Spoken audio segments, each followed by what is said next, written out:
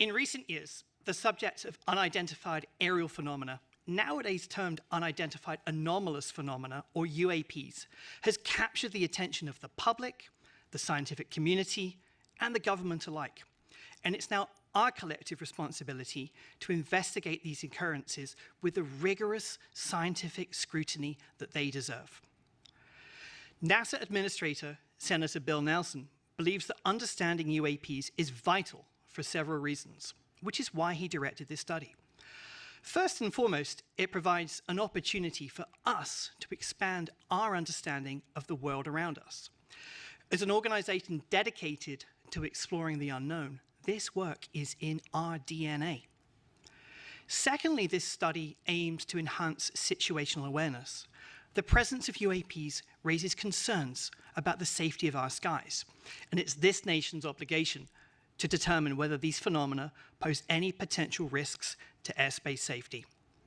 By understanding the nature of UAPs, we can ensure that our skies remain a safe space for all.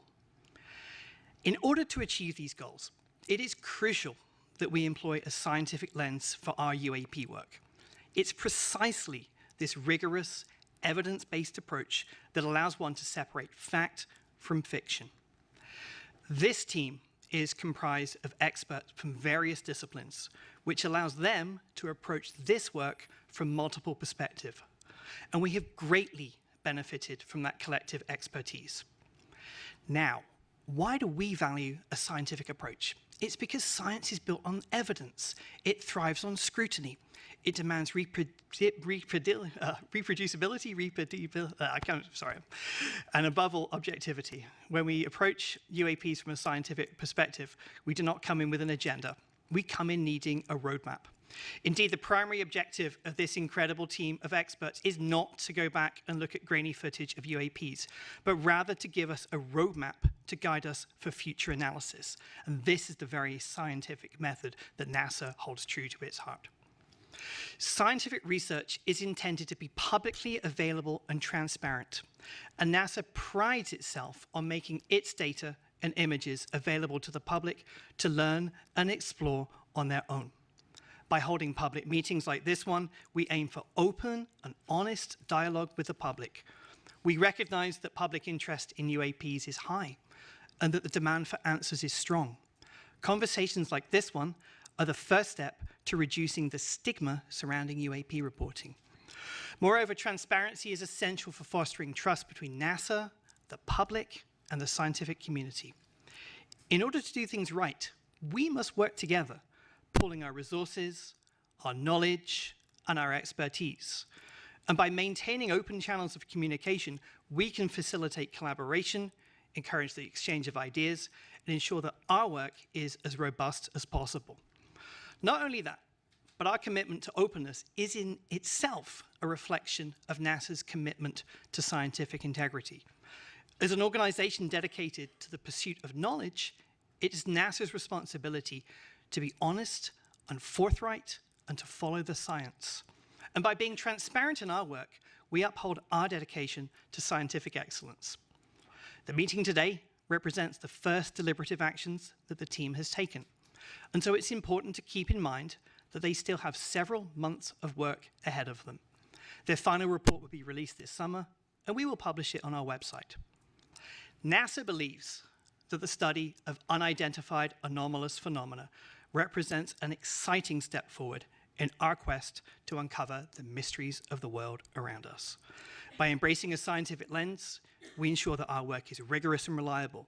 And by valuing transparency and openness, we can foster trust and collaboration with the public. Simply put, this is why we do what we do.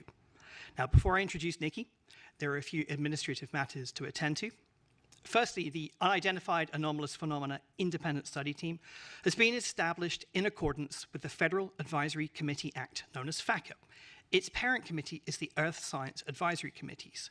As such, this group does not report to the government. It reports to the Earth Science Advisory Committee, who will debate the recommendations and formally transmit this team's report to the government.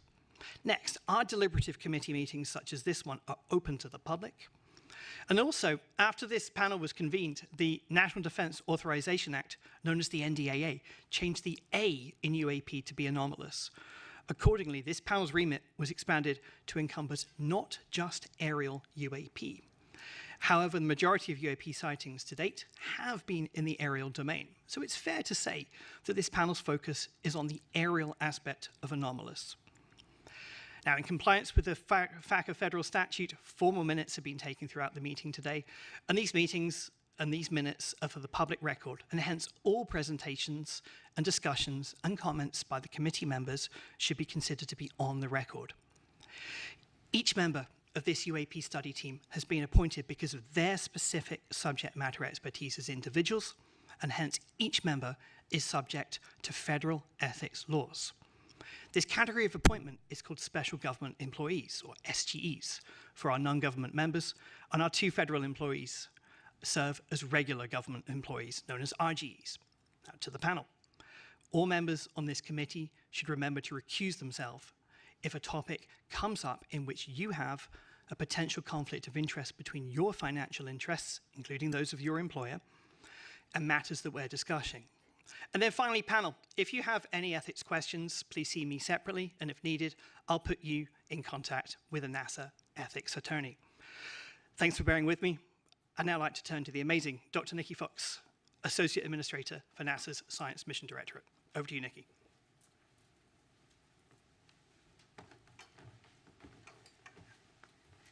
Thank you, Dan, and thank you to all the members of NASA's UAP Independent Study Team. Your selfless dedication to the pursuit of knowledge is just so commendable. And I want to thank you, the audience, for tuning in today to watch our first deliberative meeting of NASA's Independent Study Team on evaluating and categorizing unidentified anomalous phenomena. Before I begin, though, I really do want to double down on Dan's words that it is really disheartening to hear of the harassment that our panelists have faced online, all because they're studying this topic. NASA stands behind our panelists, and we do not tolerate abuse. Harassment only leads to further stigmatization of the UAP field, significantly hindering the scientific progress and discouraging others to study this important subject matter. Your harassment also obstructs the public's right to knowledge. Our panelists are leading experts in the scientific, aeronautics, and data analytics communities. We are very lucky to have them on board to share their invaluable insights to inform NASA on what possible data could be collected in the future and how it can be collected to help us better understand the nature of UAP. The UAP Independent Study was commissioned to create a roadmap on how to use the tools of science to evaluate and categorize the nature of UAPs going forward. This roadmap, of course, will help the federal government obtain usable data to explain the nature of future UAPs. Transparency, openness, and scientific integrity are pinnacle to NASA's mission. They're at the forefront of this public meeting and have been throughout the team's 7 months on this study. As Dan noted, this is a working meeting, and so the public will have the incredible opportunity to witness the process of science in action. At NASA, we lead the world in exploration and are committed to rigorous scientific inquiry. The nature of science is to better understand the unknown, and to do that, our scientists need data. Right now, there is very limited number of high-quality observations and data curation of UAP. The existing data available from eyewitness reports are often muddled and cannot provide conclusive evidence that supports UAP recognition and analysis. Additionally, an object's background can complicate the data further and render it unusable due to conventional objects that can mimic or overshadow the phenomena completely, such as commercial aircraft, military equipment, the weather, and ionospheric phenomena like auroras. This lack of high-quality data make it impossible to draw scientific conclusions on the nature of UAP. Now, this team has used unclassified data from civilian government entities, commercial data, and data from other sources to inform their recommendations. And as Dan noted, they will be published in a public report that comes out this summer. I want to emphasize that there is really great benefit to studying unclassified data rather than classified data for this study. First, unidentified anomalous phenomena sightings themselves are not classified. It's often the sensor platform that is classified. And you can kind of think of it, if a fighter jet took a picture of the Statue of Liberty, then that image would be classified, not because of the subject in the picture, but because of the sensors on the plane. Second, unclassified data make it possible for our team to communicate openly to advance our understanding of UAP, not only with each other, but across the scientific community and to the public. This ensures a clear and transparent pipeline of information that can be built upon through generations to expand our understanding. This study relies on open data. Everything we use at NASA is open, and anyone can look at these records. So I invite you to visit our open data portal at data.nasa.gov to comb through our tens of thousands of data sets that are free and fully accessible to the public. Additionally, please check out data.gov/open/data for a great overview of where you can find the archives for our science and mission data sites. I am very, very much looking forward to hearing the deliberations put forth today from our distinguished panel of experts. Thank you so much for being here. Thank you, Dr. Fox. Before you go, I just want to open up to questions. Let me start with a question on this on the NASA data. I think one of the important things that we'll be looking at with other data sets and events is the data is not very well calibrated. Can you say just a little bit about how NASA goes through calibrating some of its Earth science data? Oh, yes. I mean, we very, very rigorous Earth science. I mean, all of our data sets, not just Earth science, go through extremely rigorous calibration. We don't release anything until it's really perfect. I mean, we have quick look data that is marked as quick look data. So, you know, you can use it to get preliminary findings, but wait for the really nicely cleaned up data. So a lot of rigorous protocol in putting out our data to make sure it is perfect. Do we have any other questions from the panel? All right. Thank you so much. Okay, over to you.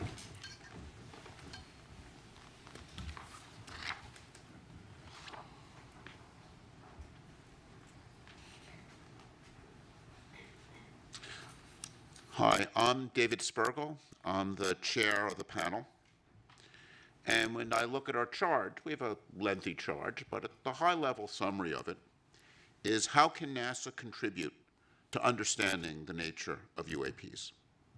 And our role here is not to resolve the nature of these events, but rather to give NASA guidance to provide a roadmap of how it can contribute in this area.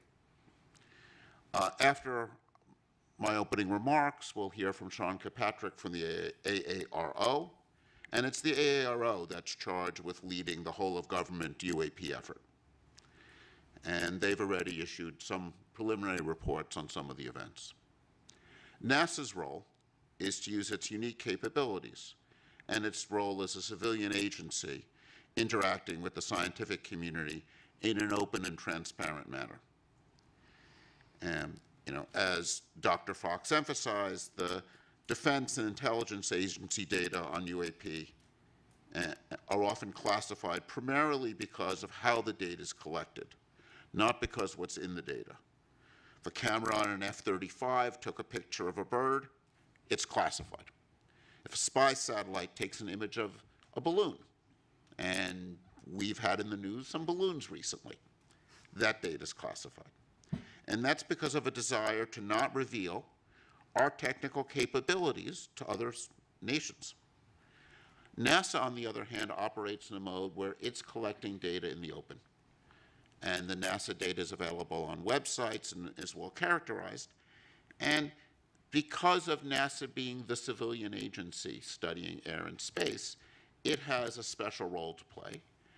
And I see our charge primarily as helping identify for NASA ways it could play that role and contribute to understanding.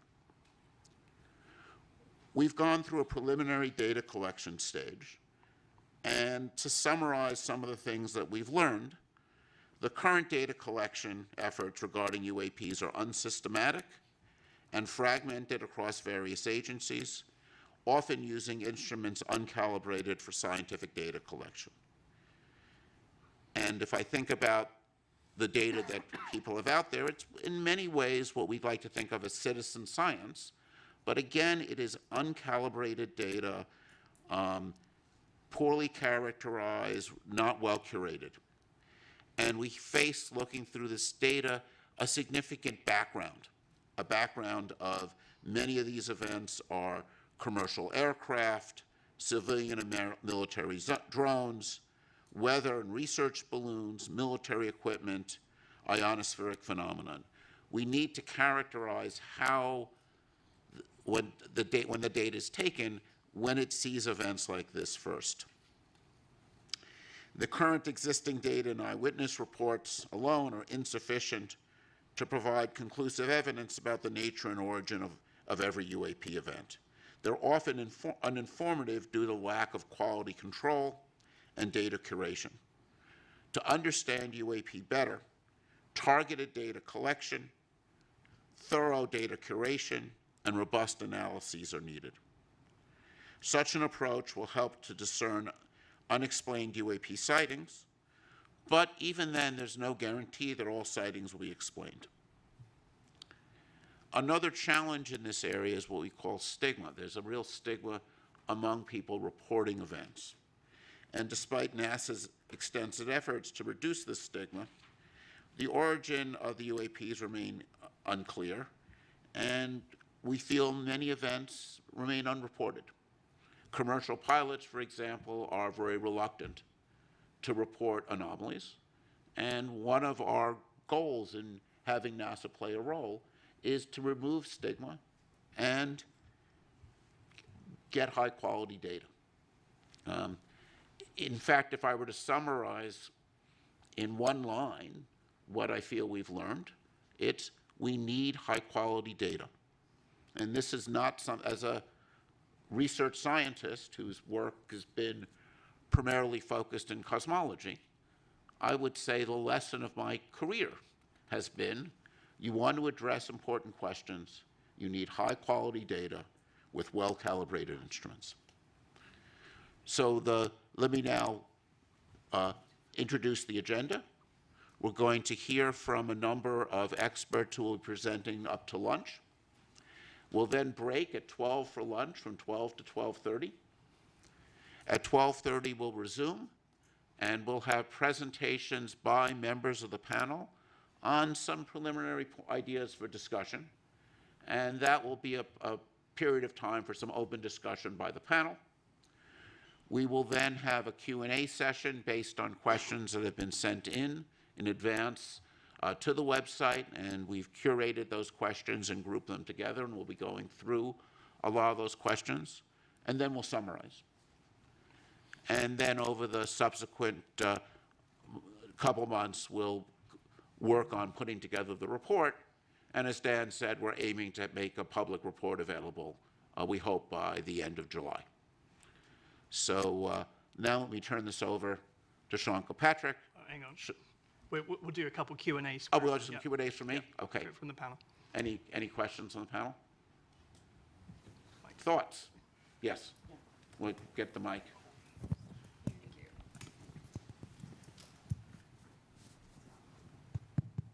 Yeah. So one of the things I think Dr. Fox said was looking at the release of data, very important for our study, when it's high quality. And you have also commented that data are not always perfect when we're doing certain studies. I wonder if you could shed some light on the difference between the application of certain data to certain scientific challenges. So, when you look at your camera is often designed to take an image in the daytime and might not be optimized for nighttime imaging. Or if you take something that astronomers are very familiar with, is we design our telescopes to work at night. And if the sun is not even if you would never take the Hubble telescope and point it at the sun. This would destroy its detectors. Not only that, if the telescope is pointing there and the sun is over there, even though you're not looking at the sun, reflections off of the optics will produce what we call ghosting. And that kind of ghosting produces some very strange images. And this, one of the many things we need to worry about when we see unusual things taken from a camera is, even if you're pointing the camera there, was the sun over there?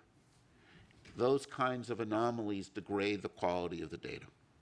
And that's why it's very important to work with well-characterized instruments and to be, using them in ways in which you understand what's going on. So I think if you look at, data taken from the James Webb Telescope or from the Hubble or any of these things, and these are, telescopes looking out in space, you'll see some really, at first funny phenomenon. When a telescope points at a star that's bright, it saturates the detector and puts bleeding down the detector.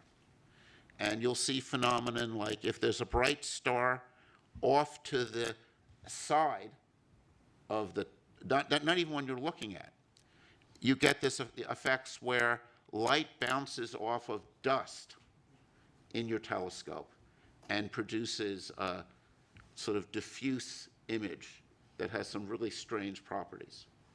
So, when you see something unusual, the first thing you have to do is understand how that data was taken. And I think this is one of the challenges one faces when you have data taken by uncalibrated instruments years ago. It's very hard to know what's taken. It's very hard to draw conclusions. I think that's one of the challenges with archival data. And I think having dedicated, well-calibrated instruments, I think, will be important here as in any other area to understand what's going on. So, David, anomalies are so often the engine of discovery. Maybe you could say a quick word about high-risk, high-reward research in your field of cosmology and how you see that impacting the UAP study as well. So, an area that comes to mind is fast radio bursts. And the Shaw Prize was just announced yesterday and awarded to the discovery of fast radio bursts. And these are these bursting signals that go off all over in space. And it's an interesting story because some of the bursts were real and are fascinating, and some of the bursts, there was a series of bursts observed by this observatory in Australia, and they had really strange structure, and people couldn't figure out what was going on. And then they started to notice a lot of them bunched together around lunchtime.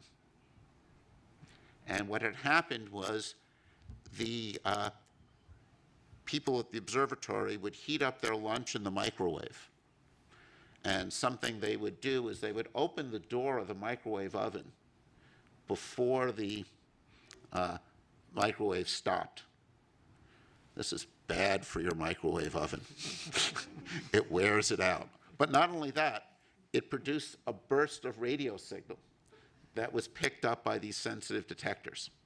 So this, I think, is an interesting lesson. Some events end up being something unusual and conventional, but some events with these FRBs turn out to be these powerful explosions which are taking place at cosmological distances. Their nature is still not fully understood. I think they're one of the really most fascinating objects we have, these bursts going out all over space. They're interesting probes because they're kind of lighting up space between here and there. And they're a subject of very active research. And if one looks at the history of these FRBs, at first they were discovered, not believed, then finally confirmed And they were discovered by instruments that were very sensitive but not optimized for this. And now what we're doing is we're optimizing instruments and optimizing software to look for these events. And it's often these surprises that turn out to be most interesting. And there are phenomena like sprites, which you can think of as upward going lightning, which were seen by commercial pilots and somewhat not believed, right? Because they were very strange. And it was really only when we were able to take very high-speed imaging data, data taken often from places like space station, that we were able to see that and learn about these fascinating ionospheric phenomena. So it's surprises are really interesting. I mean, I think this is one of the fascinating things about the UAP phenomenon. If it's something that's anomalous, that makes it interesting and worthy of study. Other questions? Great. So now let me turn over to Sean.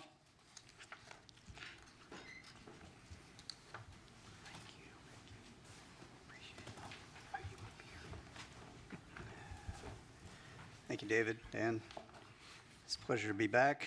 Good morning, everyone. I want to start by thanking NASA for convening today's UAP Independent Study public meeting and inviting me to continue to participate.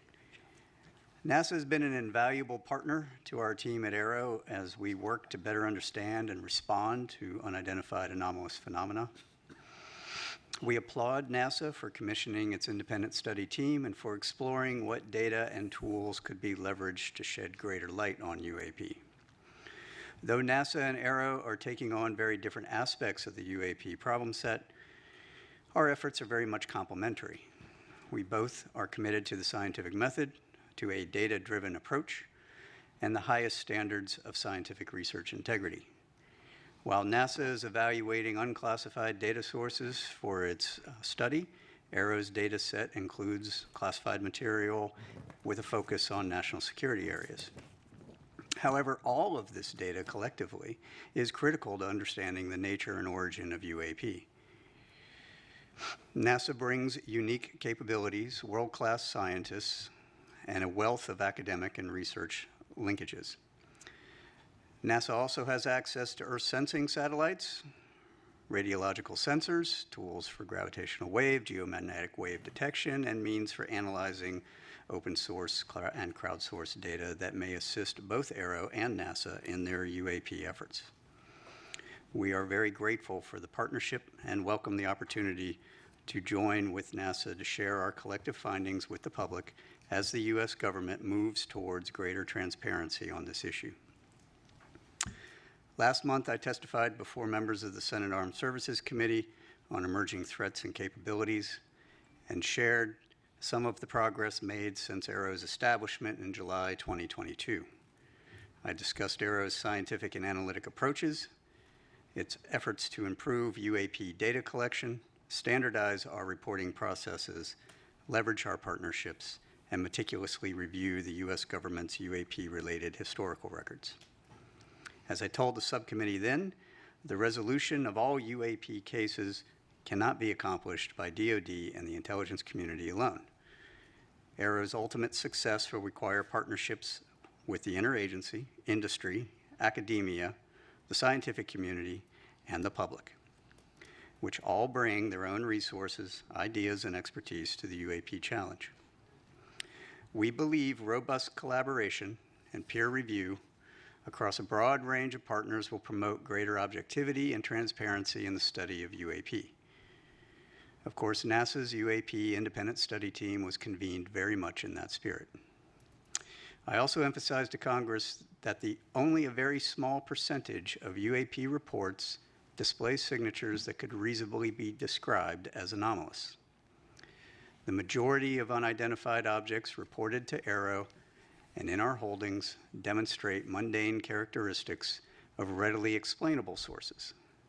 While a large number of cases in AERO's holdings remain technically unresolved, this is primarily due to a lack of data associated with those cases, very much along the lines of what David was just speaking about.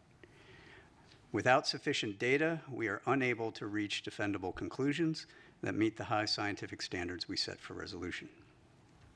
Meanwhile, for the few objects that do demonstrate potentially anomalous characteristics, AARO is approaching these cases with the highest level of objectivity and analytic rigor. This includes physical testing and employing modeling and simulation to validate our analyses and the underlying theories, and then peer reviewing those results before reaching any conclusions. AARO has shared these cases with the appropriately cleared NASA team members in order to discuss and help recommend potential scientific areas of study that NASA may want to take lead on. I'll underscore here, as I did before Congress, that AARO's work will take time if we are committed to doing it right. AARO is committed to the highest standards of scientific research integrity, as we know our partners at NASA are as well. Thanks again to NASA for hosting this public forum for UAP discussion and information exchange. And I'd like to turn to a brief presentation that includes some recently declassified footage and trends for discussion. Next slide, please. So some of you probably saw a version of this at the open hearing last month. This is an overall review of all of the analytic trends of all the cases that we have to date. While the numbers may have changed a little bit, the overall trends remain the same. Most of what we are seeing reported by aircraft are at the altitudes where we fly aircraft. That should not be a surprise. You will note, however, that I have no space reports and I have no maritime reports. That is notable, even though we are looking across all of those domains. On the upper right, we have UAP morphologies. The vast majority of what has been reported and what we have data on, a little less than half now, are orbs, round spheres. And in the bottom right, you will see in the heat map of the areas where we get most of our reporting. This is very much a collection biased map. This is where our sensors are, our military, NRIC, and some of the FAA data. In the middle, it is what we call our typical UAP characteristics for the vast majority of the cases that we see. One way of looking at that is we'll call it a target package. This is the thing we are out hunting for in most cases. Next slide, please. This is an example of one that I showed at the hearing recently. This is a spherical orb, metallic, in the Middle East, 2022, by an MQ-9. I will come back to the sensor question that David raised here in a moment. This is a typical example of the thing that we see most of. We see these all over the world, and we see these in making very interesting apparent maneuvers.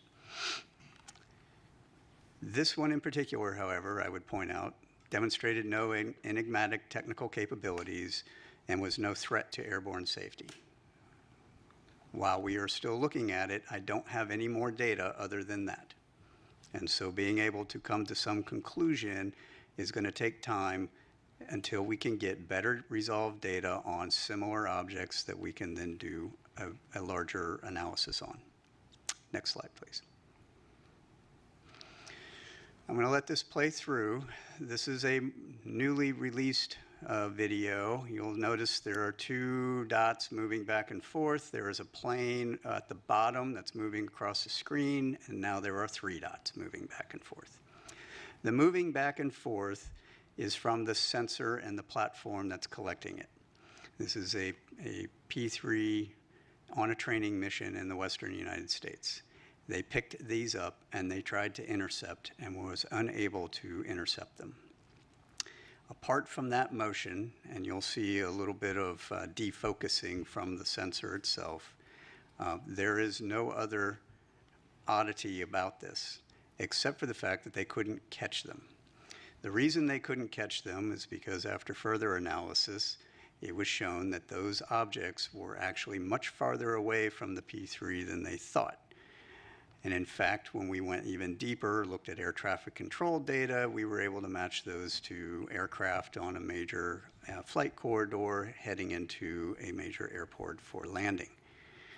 This is the kind of thing that can spoof and/or provide misperception of both very highly trained pilots as well as sensors, right? And this was reported as an odd grouping of 3 UAP. All right.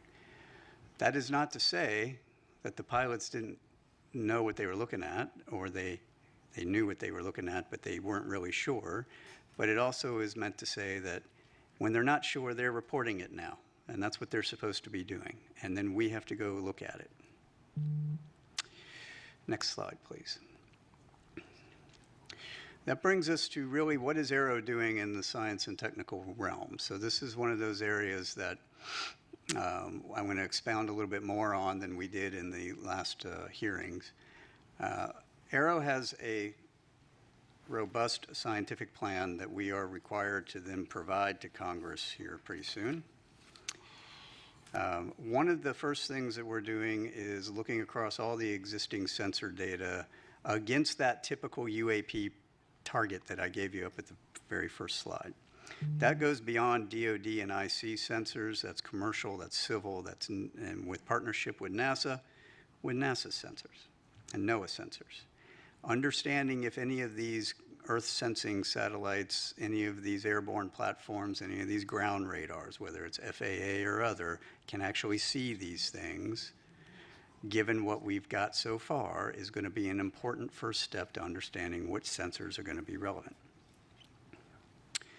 From there, we are augmenting with dedicated sensors that we've purpose-built, designed to detect, track, and characterize those particular objects. We will be then putting those out in very select areas for surveillance purposes. Partnerships with academia, exploring the signatures to match to our data. So understanding if a thing is moving and if it is doing certain anomalous activities, what are the signatures we would expect to see? How do we pull on that? And then from there, how do I tune my collection architecture to go after it? Statistical analytic techniques. We're working with a couple of universities on how do I do broader-based statistical analysis on unclassified and classified data so that I can apply those analytics to our holdings.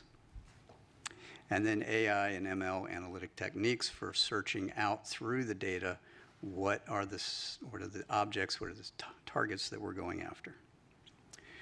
We have partnerships with both DoD and DOE labs to explore our current state-of-the-art fundamental physics of UAP observations, both current and historical. In other words, if I have objects, those few that are doing some things that are anomalous, what is our current understanding of maneuverability, speed, signature management, propulsion? What are those underlying signatures that we would expect to see, and how do I then pull on that?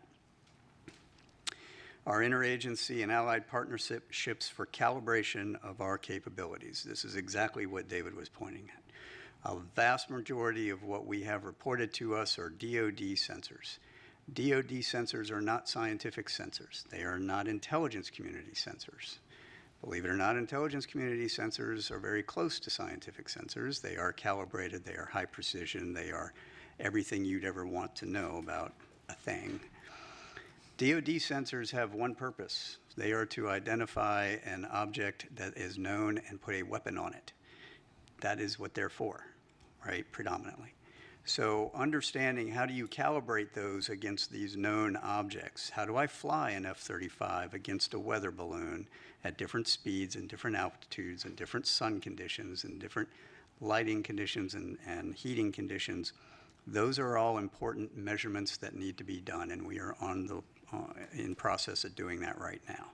That table on the right is a very simplified version of our entire test matrix, which you would not be able to fit on 3 of these slides against all of our sensors across all of those phenomenologies. That will be useful in order to then train our operators, pilots, and sensors against the known objects. And then finally, our pattern of life analysis. This is essentially baselining what is normal. I have all these hotspot areas, but we only have hotspot areas because that's when the reports come in from the operators that are operating at that time. They don't operate all the time. So to have a 24/7 collection monitoring campaign in some of these areas for 3 months at a time is going to be necessary in order to measure out what is normal. Then I'll know what is not normal, right, when we have additional things that come through those spaces. And that includes space and maritime. Next slide, please.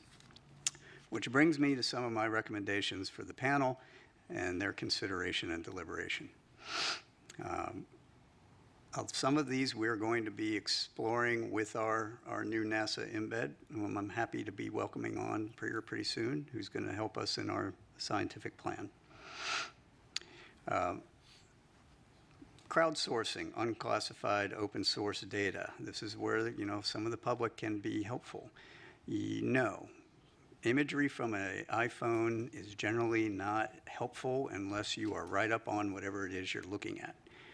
However, some of the ancillary data that your iPhone provides, from location to speed to, you know, other phenomenologies, and more than one of those can be very helpful. Right? Large-scale, ground-based scientific instrumentation. Evaluating how can I use some of these other instruments for detection. The FRB example was perfect, right? You have a bunch of large-scale instruments that were not designed for that, yet they picked them up because there was a microwave. Well, we have a surrogate target package of what we think these things are, at least from what we've got reported to us. That was in the front slide. Understanding how can I evaluate that against all of these other instruments, and do any of them have a chance of picking anything up that would be helpful in tipping and cueing us to get other sensors on target. I think leading that evaluation of the scientific ground-based sensors would be useful. Also, the same thing for the Earth Sciences satellites, as we mentioned before. Intentional vice coincidental collection. So looking at how can I provide a tip and cue to both the ground and space-based scientific and academic sensor community to put additional sensors on an object when it is reported. I'm currently doing that with Aero, the Joint Staff, the commands for when they get tip and cue, right? So a pilot says something, they see something, they report it in, and we're going to turn on a whole bunch of new collection to go after it. I should be able to hand that same tip and cue to the scientific and academic community. So looking at how that works would be helpful. Peer reviewing advanced capabilities, the parameterization and the publication of that have not yet been engineered. We understand a lot of fundamental physics.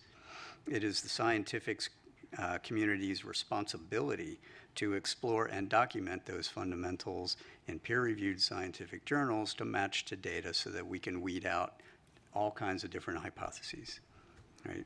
That's how science works. We need to make sure that we are doing that. I think leading that conversation would be very helpful from NASA's perspective. Archived scientific data. So we have a whole bunch of calibrated, large-scale scientific data from all these different instrumentations around the world. Taking a look at how can you apply maybe some AI, ML tools to search through that data for anomalous signatures that may correlate to things that we've got reporting on. That would be an interesting study.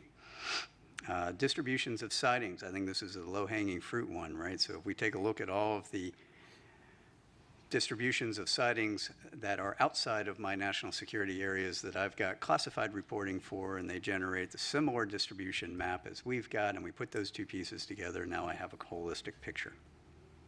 And then, of course, our foreign partnerships, building a robust scientific community of interest, review data, capabilities, conduct analysis, expanding upon our military and intelligence collaborations across the world into the scientific and academic world. And with that, those were my thoughts. We've talked about some of these in the past. It would be interesting to hear if there's any further questions or deliberations on any of those points, and I'm happy to take any questions that you all have. Great. Thank you, Dr. Kirkpatrick. And I also want to take this opportunity to thank you and the AARO for your openness in providing this committee with insight and information about what you've learned so far, how we could work together. I think this is very much an area where it's going to be essential that NASA be a partner and be a good partner for AARO. And I think really want to thank you for your role with this committee in helping to start to build that partnership. It's been my pleasure. And let's, Reggie. Hey, Sean, thanks for the briefing. Question. We talked a lot about data already. Let's talk about sensors for a second. So you mentioned that you work with labs, academia. Do you see a need to go beyond what you mentioned earlier? That is the type of sensors we have right now, which are based on national security threats and certain phenomenologies and frequency ranges, these kinds of things. Do you see a reason of going beyond that? Yep, And if absolutely. So, what are some of the challenges you see there, materials or what have you? So can we go back to the front slide, just the first slide where the target characterization is? So we've purpose-built a couple of sensors to do search across that. Nope, down one. There you go. That's great. To go down some of those characteristics to see if we can find them correlated to pilot reporting.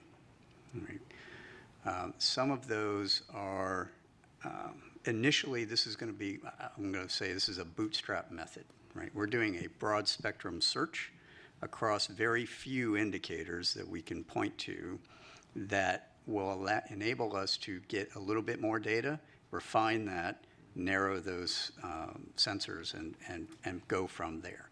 So we aren't just relying on the DoD and IC sensors that exist today, because frankly, they don't point to where we want them to point, right? I mean, I'll be frank with everyone. We can point the largest collection apparatus in the entire globe at any point we want. You just have to tell me where I want to point it. The second piece of that is a lot of what we have is around the continental United States. Most people, including the government, don't like it when I point our entire collection apparatus to your backyard, right? It's not allowed. We have some laws about that, and we've got to figure out how to do this only in the areas that I can get high confidence there's going to be something there, and high confidence I'm not going to break any laws doing it. Right? So there's a trade there. So some of these ground-based point detectors are going to be necessary for that, to point up, to point out, to search.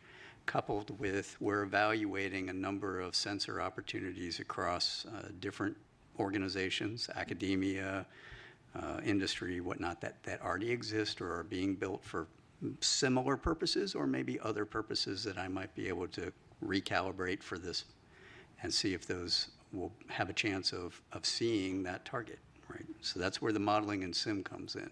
Can I take that target, put it into your sensor, and have a chance of seeing it? If I can, then I might want to use that. Right. Oh, wait. Who's next? Are you? Go. Hi. Thanks, Sean. I have the questions you probably don't want, which are about numbers, unless I missed them during your presentation. You had said that only a very small percentage of your cases display signatures that could be anomalous, and then followed that up with the few objects that do demonstrate potentially anomalous characteristics. What numbers are we talking about? How big is your database? How many years was it collected over? Yep. And were those observations made? And then by few, what do you mean? Right. No, that's a great question. So this chart, as I mentioned, we've updated with our current data holdings. At the time of my open hearing, we were at 650 cases-ish. We are now over 800. We are putting together our annual report, which will be due August 1 to the Hill. And in it, and there will be an unclassified version, as there always has been, we will have those updated numbers at that time. We roughly get, I mean, you can do the math, you know, it depends anywhere from 50 to 100-ish new reports a month. Now, the reason we had such a big jump recently is because I got FAA's data integrated in finally, and so we ended up with like 100 and some odd new cases. So there's reason why it's going to fluctuate. The numbers that I would say, so we're gonna try to do a little more fidelity on some of the analytics when we report out. But the numbers I would say that we see are possibly really anomalous are less than single-digit percentages of that total database. So maybe 2 to 5-ish%. Wait. Who's next? Is this on? Hi. All right. I'll stand up because I'm I'm gonna on get the to other you. end of the room. Thanks, Sean, for your presentation and for some of the video footage that we saw.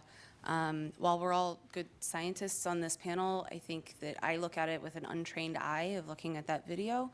And so I see 3 spots moving, and everything else in the background looks like it's stable.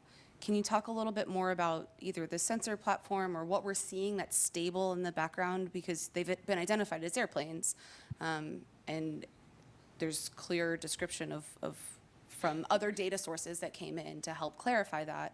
But when I look at this, what are all of the white spots in the background that we're seeing that are stable? So those are that's a star background. Pretty sure that's a star background. Now, so you're looking at, those planes were roughly 30 to 40-ish miles away, if I remember correctly. And when you see that smaller plane that comes in at the bottom, that one was much, much closer. It was like maybe 6 to 10 miles away, right? And so the jitter in the sensor is what you're looking at. Right, okay, so the 3 spots, because they look like they're moving at about the same, Right, they are. right? And if they were flying together, but they're not, is what I'm hearing. This is the sensor moving. They're in a flight line, Right, so they're equally spaced in a flight line, and the sensor is jittering. thank you, Yes, appreciate that. yes. Wait, next? Walter's been Yeah, waiting. patiently waiting. Okay, if you go to your first slide, if you don't mind, not the title slide, but the one that trends had slide, the trends, please. yeah. It's the previous slide. There you go. Thank you. So I want to make sure I understand the slide. It says typically reported characteristics, and there are a bunch of things here, like, for example, size, altitude, speed. If it's being observed from a single sensor, use the example of like the airplanes that were coming in, and if you don't know how far away they are, how do you assess the size? Correct. How do you assess the speed? This is what people would report, but it isn't necessarily, What for is example, real. the size of the object or the speed or any of the rest of it. Do I understand that correctly? Partially. Okay. So this is not all single sensor observations. Some of these are very much multi-sensor observations. Okay. And this is parameterized to cover the range of things for any given parameter, the range of what's possible and what has been observed. Okay, and then on the next slide, the one where you've got the, whatever Orb. it is, the meatball moving across the screen. Right, that one. So was there any look at sensor artifact, data processing artifact? I mean, the first thing that, whenever I see anything that's anomalous, I look at how was the data collected. Yeah.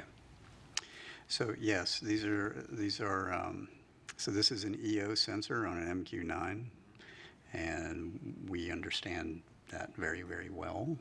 And so that is a real object, absolutely. Anna Marie. You mentioned that in the partnership with academia, you also use AI ML techniques for existing data sets, possibly some of them open source. Can you explain a little bit more what kind of AI ML techniques you're using? Are these about anomaly detection? Are you using anything related to natural language processing? Are you using anything related to computer vision? Right. So we're looking at a number of different capabilities that span, I think, a lot of what you've just said. So we've got, we haven't applied it yet. We are researching how we're going to apply it. So natural language processing for the reports from pilots, absolutely, right? Target recognition, so I can train a model to look for that thing and go back through all of our holdings and go, give me how many of these you have, right? And then try to figure out what those are. Right? So I have not put anything out there yet, or have not looked at anything yet for active targeting in real time, because I don't know exactly what I would train it to go look for. I just know what we have. So I want to get more confidence on what we have before I go and do that, except for balloons, right? We're trying to get rid of balloons as quickly as possible.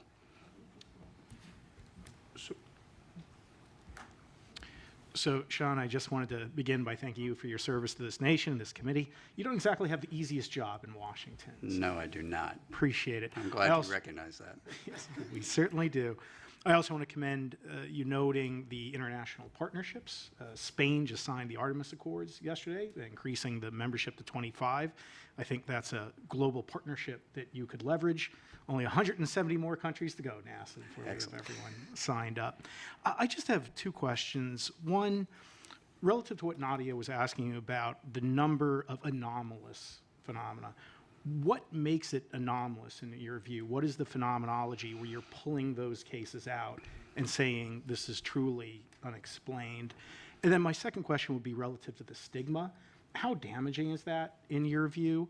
And what in particular do you think NASA can do to help remedy the situation? Those are great questions. I'm going to take the second one first, because I know we're getting short on time. The stigma has improved significantly over the years since the Navy first took this on some years ago. It is not gone, and in fact, I would argue the stigma exists inside the leadership of all of our buildings, right, wherever that is. My team and I have also been subject to lots of harassment, especially coming out of my last hearing, because people don't understand the scientific method and why we have to do the things we have to do, right? And because we can't just come out and say, you know, the greatest thing that could happen to me is I could come out and say, hey, I know where all these things are. Here you go, right? But I don't, right? And it's going to take us time to research all that. People want answers now, and so they're actually feeding the stigma by exhibiting that kind of behavior to all of us, right? That is a bad thing. Where can NASA help? I made that recommendation on NASA should lead the scientific discourse. We need to elevate this conversation. Right? We need to have this conversation in an open environment like this where we aren't going to get harassed. Because this is a hard problem. It is a hard target problem. We need to understand what is the things that are in all of our domains, space or air or undersea, and how do we make sense of that? Right. Your first question on what makes it anomalous to me, we actually developed some definitions on all of these things. We gave it both to the White House and to Congress. I think we've got some of that into law now, but essentially anomalous is anything that is not readily understandable by the operator or the sensor. Right? So it is doing something weird, whether that's maneuvering against the wind at Mach 2 with no apparent propulsion, or it's going into the water, which we have shown is not the case. That is actually a sensor anomaly that we've now figured out, and we're going to be publishing all of that. You know, those kinds of things make anomalous signature, we'll call it signature management, but it's things that are not readily understandable in the context of, hey, I've got a thing that's out in the light. It should reflect a certain amount of light. If it doesn't reflect that amount of light, something weird. I think we have time for one last question. Sean, you recommended foreign partnership with NASA. I'm curious, especially given your map, have you, as Aero, partnered with international agencies, and is there ways for reporting to your? Mm-hmm. So that's a great question. I want to expound on that just a little bit. So I have just held our first Five Eyes forum on this subject last week, I think it was, or earlier this week. I don't know. Dan was there, and we have, we've entered into discussions with our partners on data sharing. How do they do reporting? What kind of analysis can they help us with? What kind of calibration can they help us with? What can we help them with? And we're establishing all of that right now. And they're going to end up, sending their information and data to us to feed into the process that we've laid out for how we're going to do all of this. Beyond that, I have not had either the time or the bandwidth to do, and that's why I would look to NASA to expand the scientific and academic relationships that they have across all of our allies and partners on how can we bring them into the fold. That's where I think there's a lot of benefit to NASA taking lead on that. Great. Thank you. But one just clarifications for people who don't know, what are the Five Eyes? Oh, I'm sorry. For those of you that aren't familiar with the Five Eyes, those are that's the UK, Canada, Australia, New Zealand, and the United States. So those are the 5 partners. Terrific. So thank you very much. Thank you.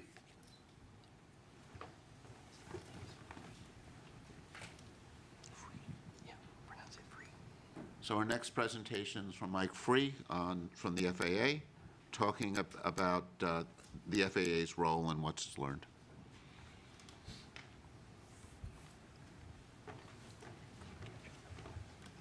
Would like to thank the panel for the opportunity to come and give an overview of the FAA and some data points around the FAA's mission, the data the FAA provides to provide the framing of what are the surveillance systems that we can bring to bear, or there's data around those sensors, as well as to frame the limitations of those. I know Sean talked about some of the data points that are used and being integrated, so hopefully this will give you an overview of the FAA's mission as well as those data points. Next slide, please. So the FAA's mission is quite large and complex. By a factor of 2, we operate more commercial aircraft than any other country. I think we're second only to Australia in total airspace, but largely because Australia has a very large oceanic volume that they're responsible for managing. So it is a very complex, very large national airspace system. We have over 14,000 controllers, 520 air traffic control towers, which are located at the highest density of airports, and I'll refer to those as towers in subsequent slides. We have 147 what we call terminal radar approach controls, or TRACONs, and those are manned control facilities at the high and medium density airports around the nation, as well as 21 air route traffic control centers, which manage the control of air traffic in the en route environment. There's over 19,000 airports, over 5,000 of those are associated public airports, with the remaining 14,000 plus private airports. Next slide, please. So the FAA's mission is primarily around safe and efficient control of manned aircraft. That has been our historical mission and remains our primary mission. Certainly as we talk about new entrants with UASs and advanced air mobility and some of those things, there will be an evolution of the FAA's mission to include safe operation of the NAS with those new entrants. But the architecture and design of the NAS is geared around safe and efficient control of aircraft and manned aircraft. Certainly the commercial aspect, the commercial flights are a primary focus of the agency. We certainly support general aviation and flights as well. But again, our mission is around manned aircraft and safe and efficient operation of those. By the numbers, over 16 million flights yearly, 5,400 flights at peak at the peak time of any given day, 45,000 daily flights, 25 million GA flight hours per year. A very large, very complex operation that we're responsible for managing. We certainly provide a significant contribution for that service to the nation in the form of product toward a GDP. Next slide. So as we get into the discussion of surveillance services, I want to provide a little bit of framework around the categorization of our surveillance services, and we primarily break those into two bodies. The cooperative surveillance, which is defined by a sensor that's avionics or equipment on board the aircraft that works in conjunction with ground-based sensors. The non-cooperative surveillance is independent. This is basically the classic radar. RF energy is transmitted out, reflects off the target, and we receive that signal, and from that return we can determine where that aircraft is.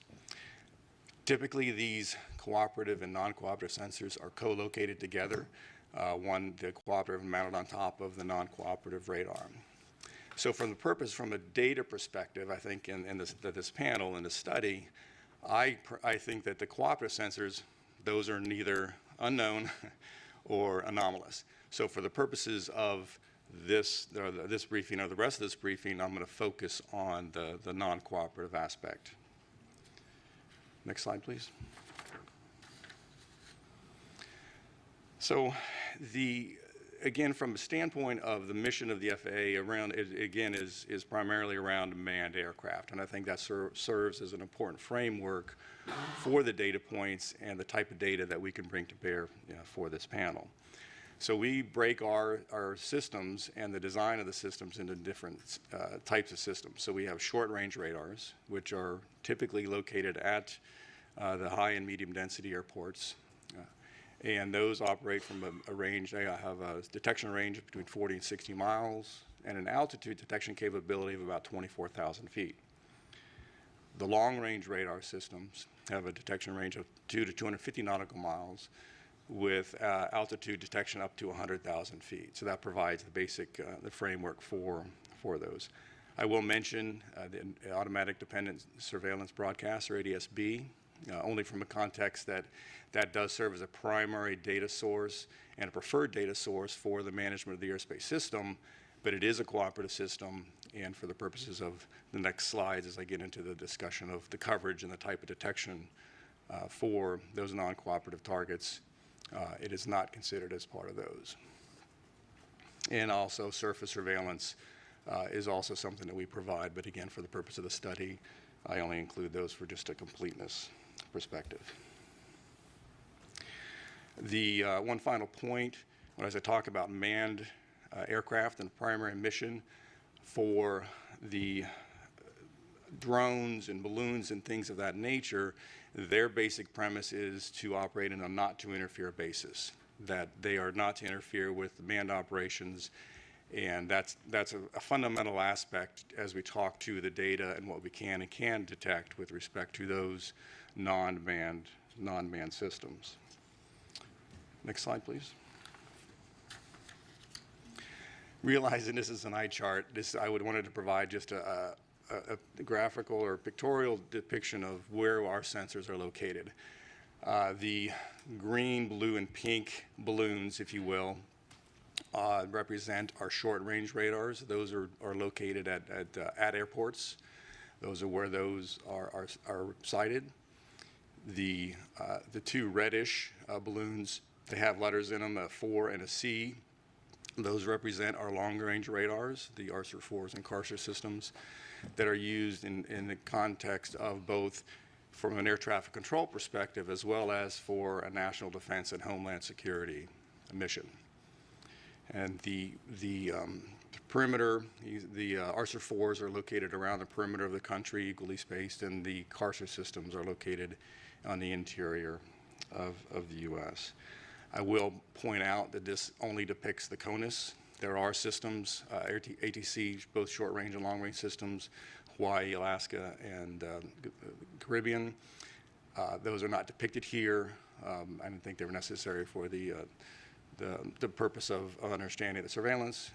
And I will also point out that both for this slide and the subsequent coverage slide, I do not talk to any classified DoD or DHA systems that are in operation. Okay, next slide, please.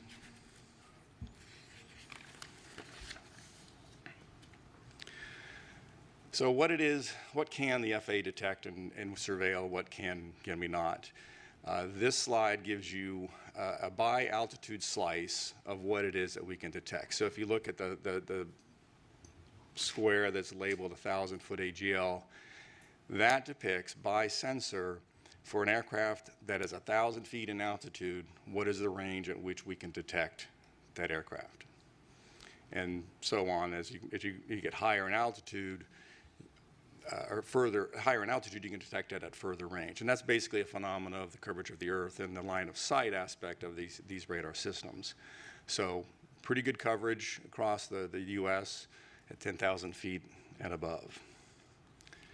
This is a mathematical model based of a pure line of sight as well as some geographical screening. As you can see in the western part of the U.S., there is screening due to the mountains and those sensors.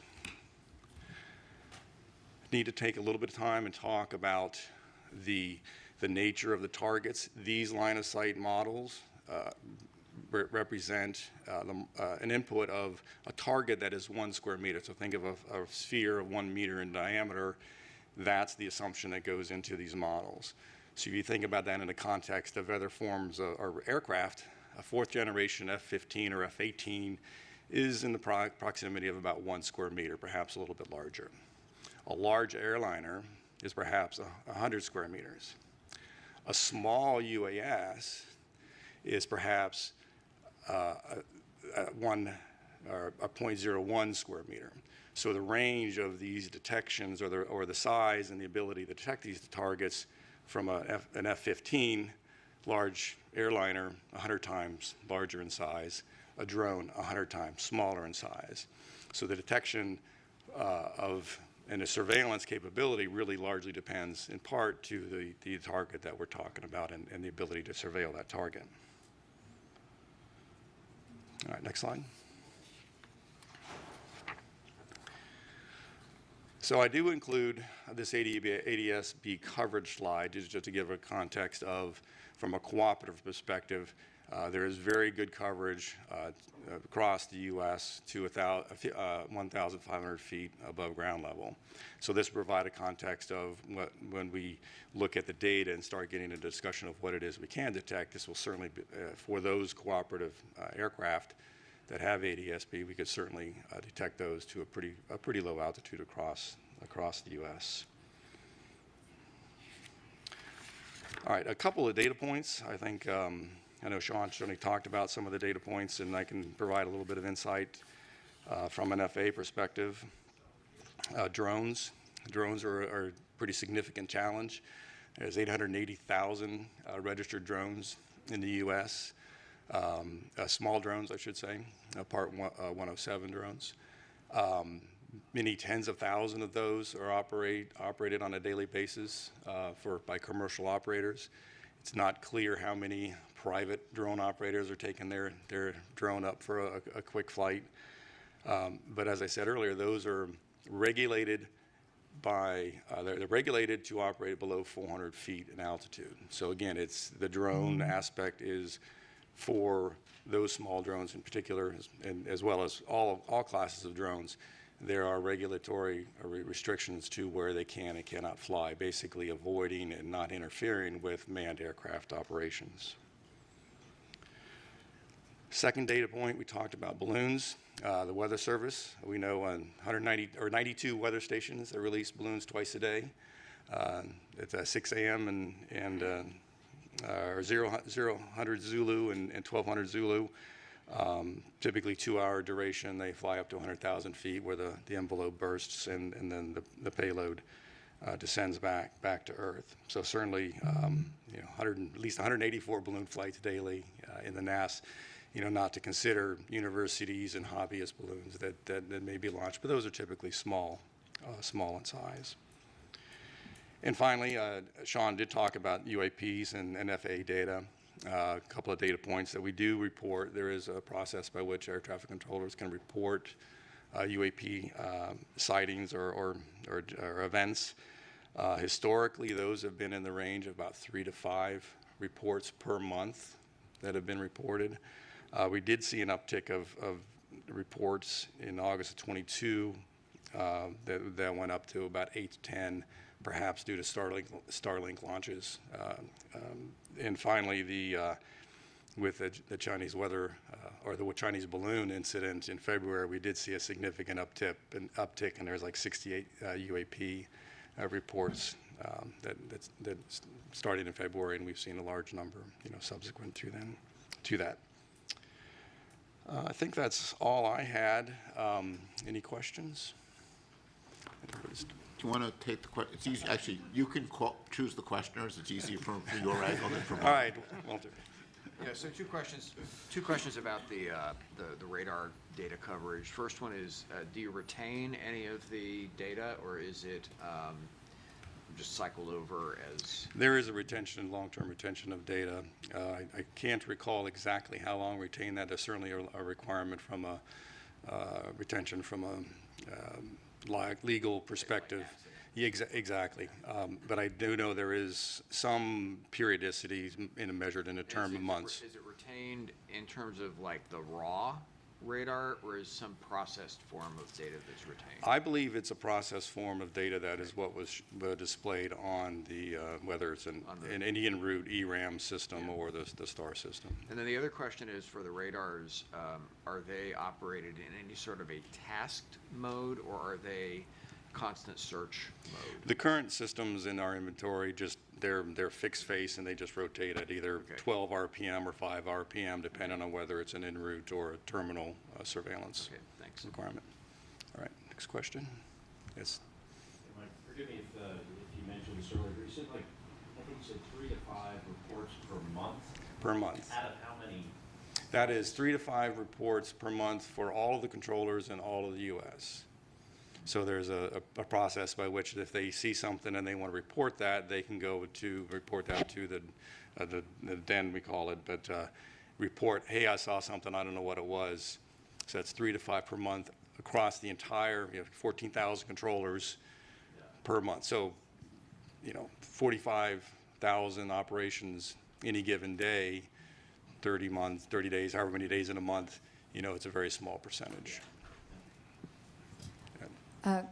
Can you describe actually about this? How do you encourage to report? Do you feel like the stigma on UAPs is impairing the reporting? Do you feel the reporting is biased? I'm not aware of well, I'll answer it this way. The process by which UAP is reported is part of the air traffic controller order. So basically, the air traffic controllers are allowed. It says, if you see something, here's a process by which the procedure by which you would report it. Other than that, I'm not aware of any specific stigma or limitations, and I'm probably not in a good position to speak to that. Other than there is that process, and that is the process that we use, and is what represents those numbers I talked to.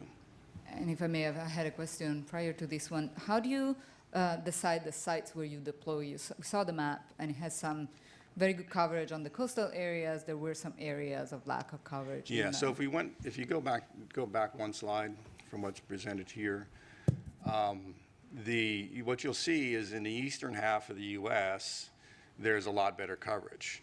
But that's because there's a lot more population in the east and therefore a lot more airports. And these systems are historically sited at the airports in support of those airport operations. To the west, obviously, less dense and fewer systems. Now, that's from an ASR, the short-range radar perspective. The long-range radars are pretty much equally spaced in order to provide the maximum coverage from a homeland defense and security perspective, as well as with higher altitude flights, the en route cruise phase of air traffic control. Warren. Mike, first, thank you and the FAA for coming to share this information with us. Second, can you speak to a little bit of the filtering techniques that we use? So with respect to, I know Walter had a question about the raw data and process, but can you just talk a little bit about, we actually aren't trying to detect everything. You know, that's actually a very good question and a very good point with respect to what we can and cannot see.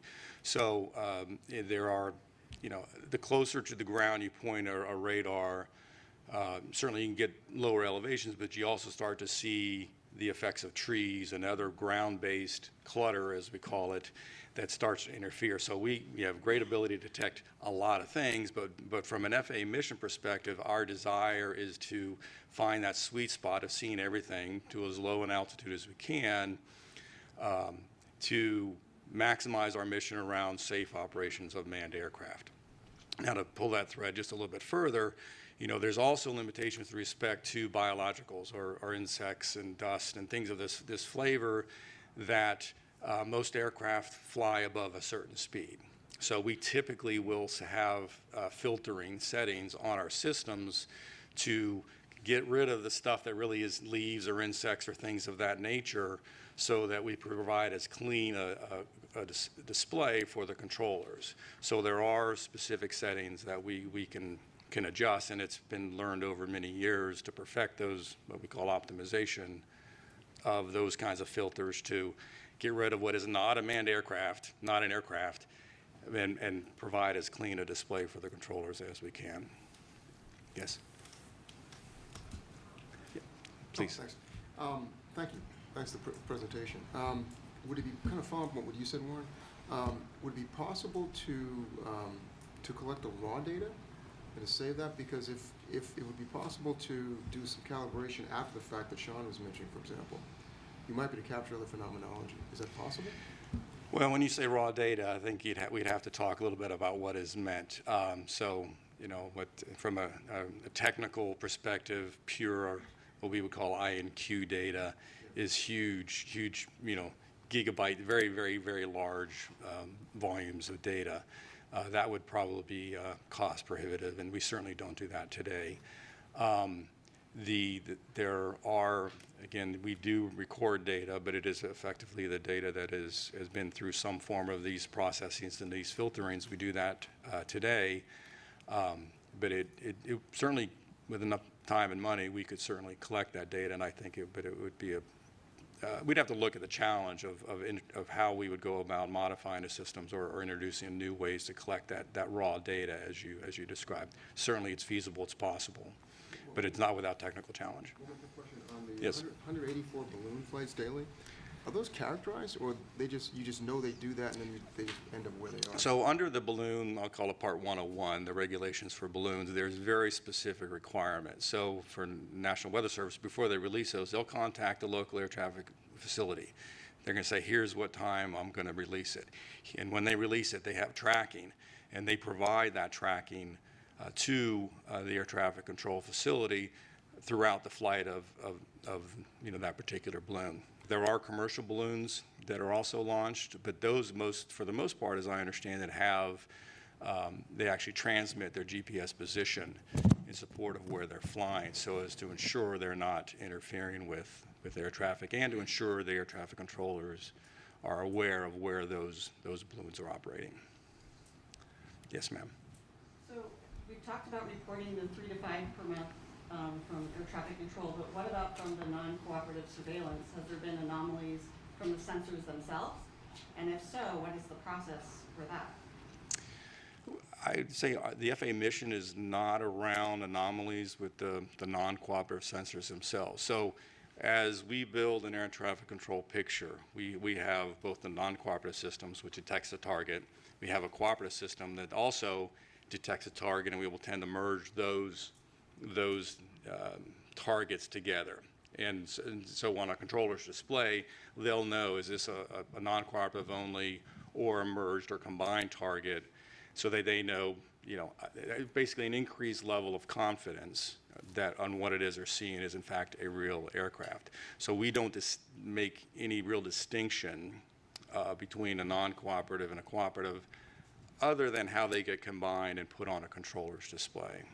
So I don't know if that answered your. Unregistered flight? So like a GA flight that is flying visual flight rules, those will just be picked up by the, if they're not equipped with a cooperative avionics, those would just be picked up by the non-cooperative system that if they happen to surveil where that aircraft is flying.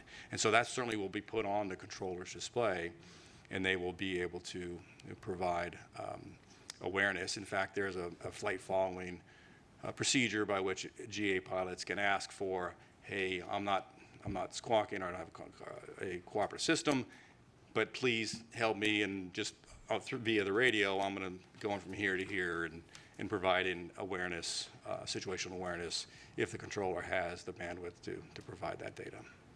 One last question. Yes. So I'm not a scientist, I'm a recovering attorney, and I love process. And a few questions there. If I'm a pilot, where do I find that process for reporting UAPs? Where is that articulated or captured? Second, when you mentioned that you're reporting these incidents, who are you reporting it to? And are those incidents, pulling on the thread that Reggie started, are they being archived anywhere? I believe they are archived. They're reported to the domestic network, event network. It's an FAA organization or function. I can't speak to whether they would be, say, part of what Sean would include as part of his database. I presume so. So I think that was the answer to the second question. What was the first question again? I'm sorry. Where does the reporting process live? If I'm a pilot, I see a UAP, where do I go to find out? That I don't know the answer to that question. Like I said, I'm familiar with the reporting process from a controller perspective and the order that's used to define how controllers do their job. I don't know the answer to the question from a pilot perspective. Gotcha. Great. So thank you, Mike, for your presentation and for all the help the FAA has given us as we've been learning more about the very impressive system that the FAA maintains. Thank you. I know. Thank you for having me. For me, one of the many takeaways from this is feeling, just a little bit safer every time I fly, and thankful for you and your colleagues for what they do to make that possible. Thank you.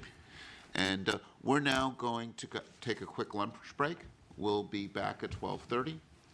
And see you all soon.